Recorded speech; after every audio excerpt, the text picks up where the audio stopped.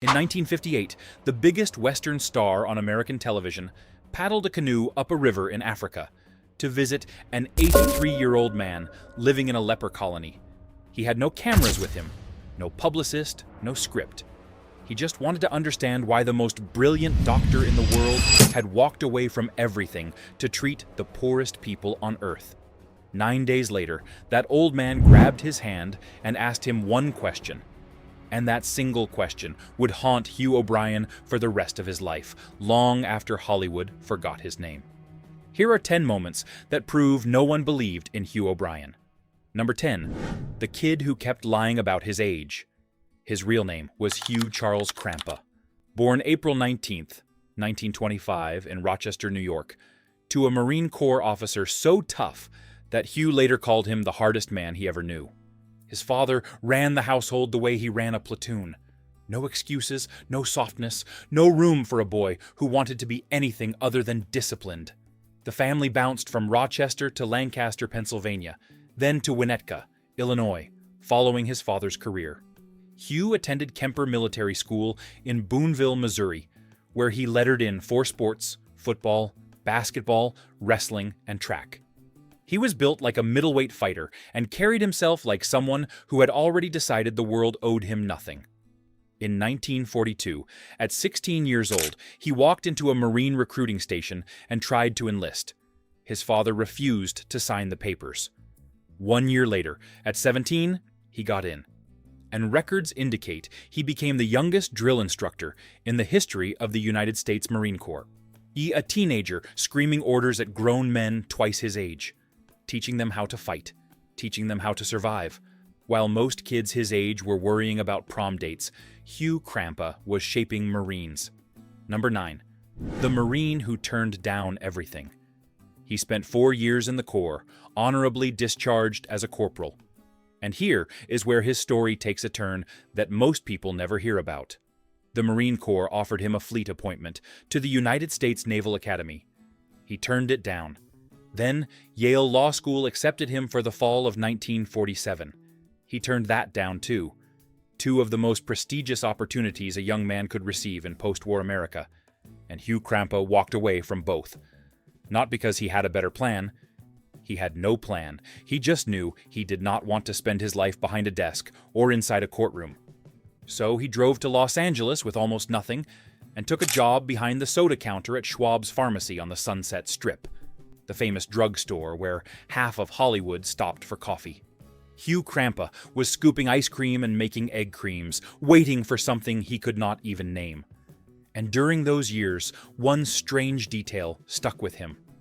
At a boxing match at Camp Pendleton, back in 1943, a massive man in a cowboy hat had stepped into the ring to referee his fight. The referee was John Wayne. Hugh filed that memory away. He would not need it for another 33 years. Number 8. The accident that made him an actor. He was not chasing Hollywood. He was chasing a girl. A young actress he liked was rehearsing a play at the Wilshire Ebel Theater, a production of Somerset Maugham's Home and Beauty. Hugh started showing up to rehearsals just to be near her. He sat in the back row night after night watching. Then the leading man stopped coming. By the second night, director Ida Lupino was desperate. She looked into the audience, saw the big, good-looking Marine who had been sitting there every evening, and told him to get on stage and read the part. He had never acted a day in his life. He walked up there and did it anyway. By the 4th night, the job was his. A Los Angeles Times critic saw the performance and gave him a rave review. An agent called the next morning. There was just one problem. The playbill had misspelled his name. Instead of Crampa, they printed Crape. Hugh looked at that and said he refused to go through life being known as Huge Crape. So he took his mother's maiden name, O'Brian. But the printer misspelled that too, dropping the E. And just like that, through 2 consecutive typos and a no-show leading man, Hugh O'Brian was born. Yale would have to wait. Yale would wait forever. Number 7. 5 years in Rock Hudson's shadow, Ida Lupino cast him in her 1950 film Never Fear, and that led to a contract at Universal Pictures. But Universal did not see a leading man.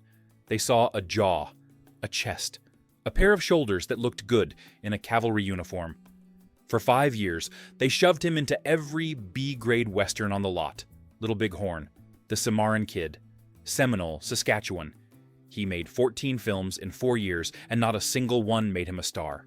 The studio had already picked their golden boy, and it was not Hugh O'Brian. It was Rock Hudson. Same studio, same era, same square jaw. But Hudson got the A-list directors and the dramatic roles and the magazine covers. Hugh got the horse and the fist fight and the third billing. He won a Golden Globe in 1954 for Most Promising Newcomer, tied with 2 other actors nobody remembers today. Promising. That was the word Hollywood kept handing him. Always promising, never arriving. He left Universal to freelance. His first headline film disappeared without a trace. He started taking private acting lessons, reciting Shakespeare to clean up his diction, desperate to prove he was more than a body in a cowboy hat. And then a casting call went out for a new kind of television Western. Something that treated its audience like adults. Number 6, 226 episodes as America's Lawman. About 20 actors auditioned.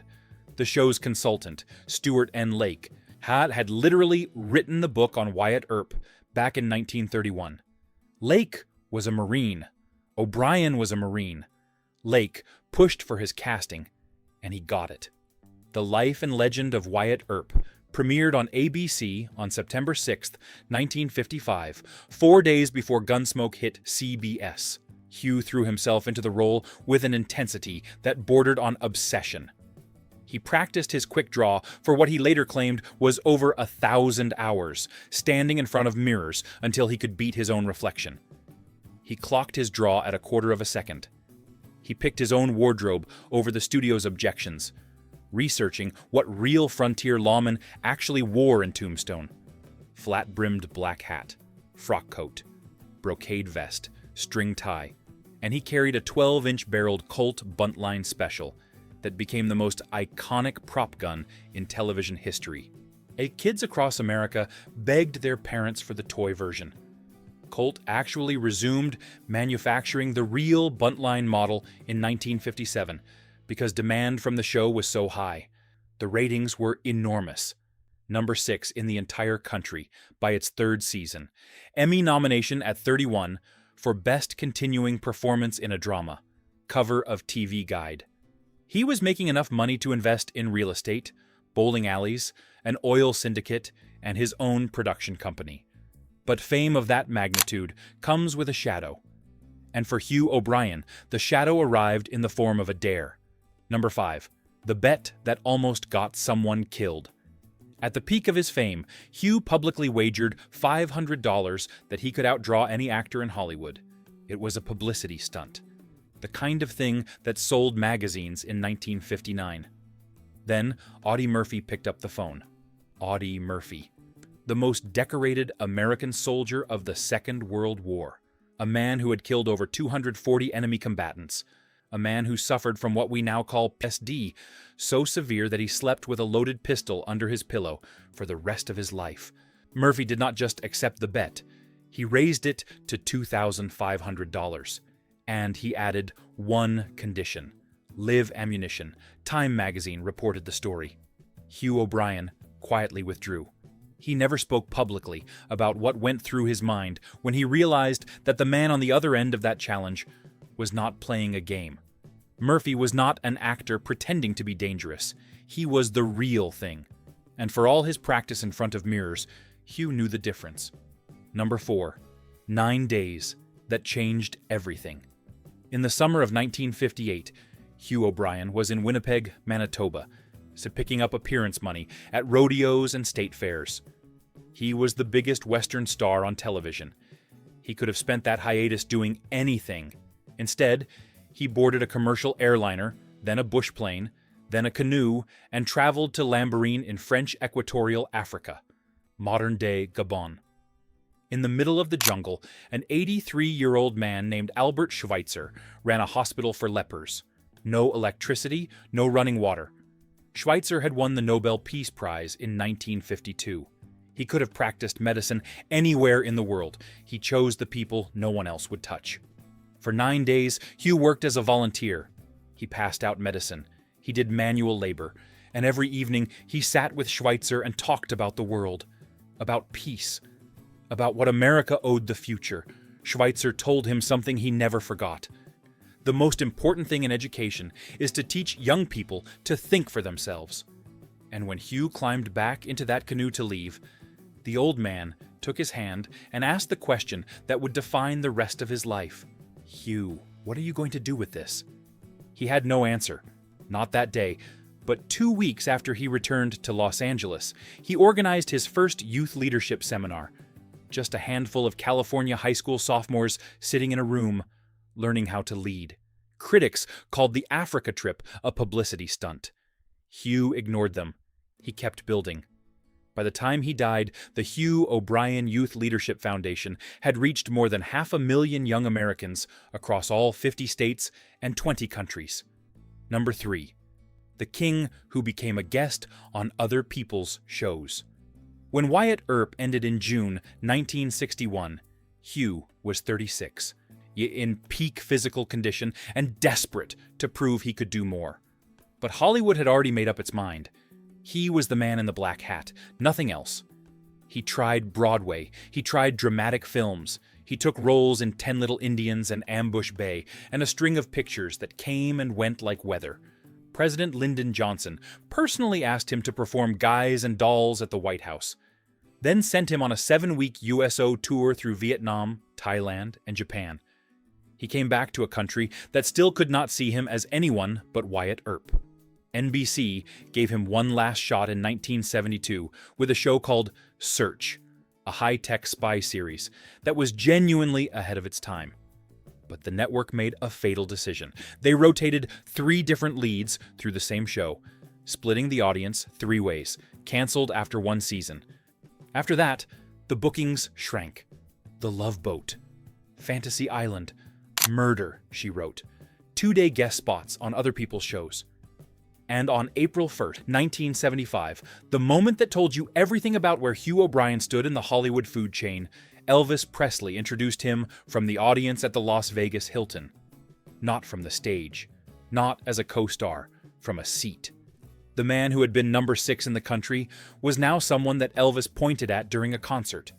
Years later, he agreed to come out of retirement for a film called Old Soldiers. 3 aging actors, 1 last ride. His co-stars were Mickey Rooney and James Best. Rooney died in 2014. Best died in 2015. O'Brian died in 2016. The film was never made. Number 2. Hollywood's most famous bachelor and his darkest secret. For decades, Hugh O'Brian was the most eligible bachelor in Hollywood. Natalie Wood, Princess Soraya of Iran, the former wife of the Shah. Sandy Duncan, Barbara Boucher. He once lived at Hugh Hefner's Playboy Mansion in Chicago for 5 months, sleeping in the red room right next to the kitchen. But beneath that bachelor image was a secret that would follow him to the grave. In 1969, a Los Angeles photographer named Adina Etkes took him to court. She claimed he was the father of her son, Hugh Donald Crampa, born in 1953. The court agreed. A judge ruled Hugh O'Brian was the father and ordered him to pay $250 a month in child support. He never reconciled with the boy. He never acknowledged him publicly. And in his final trust, decades later, he wrote a single sentence that still stings to read. "I do not have any children, living or dead." 4 different people claimed at various times to be his biological child. He denied every single one of them. The man who dedicated the second half of his life to mentoring young people through Hobie, who spent 58 years asking high school sophomores what they were going to do with their lives, refused to answer that question when it came from his own blood. Number 1. The Last Draw. On June 25, 2006, at the age of 81, Hugh O'Brian did something he had avoided his entire adult life. He got married. Her name was Virginia Barber, a school teacher, about 28 years younger. They had been together for 18 years before he finally asked. The ceremony took place at Forest Lawn Memorial Park. the same cemetery where he would one day be buried, officiated by Reverend Robert Schuller. The couple jokingly called it the wedding to die for. And for their honeymoon, they did not go to Paris or Hawaii. They went to Oxford, England, and studied philosophy. He spent his last decade quietly. No comeback tours, no desperate grabs for relevance. He tended the HOBY Foundation. He walked the hills of Benedict Canyon. And he carried one detail with him that nobody else seemed to notice, a perfect bookend that Hollywood itself could not have written. In 1943, a young recruit named Hugh Cramp climbed into a boxing ring at Camp Pendleton. The referee was John Wayne. 33 years later, in 1976, John Wayne's last film was The Shootist. And the last man John Wayne ever killed on screen was Hugh O'Brian. The Duke opened his career, and the Duke closed it. On the morning of September 5th, 2016, Hugh O'Brian died at home in Beverly Hills. He was 91. His wife, Virginia, was by his side. It was exactly one day before the 61st anniversary of the premiere of The Life and Legend of Wyatt Earp. She wrote, "I said goodbye early this Monday morning to my favorite cowboy. My 28 years with Hugh have been an amazing, beautiful adventure. I was one lucky cowgirl." So let us go back through the life of Hugh O'Brian one more time. Born Hugh Cramp in Rochester, 1925, son of a Marine who ran the house like a barracks.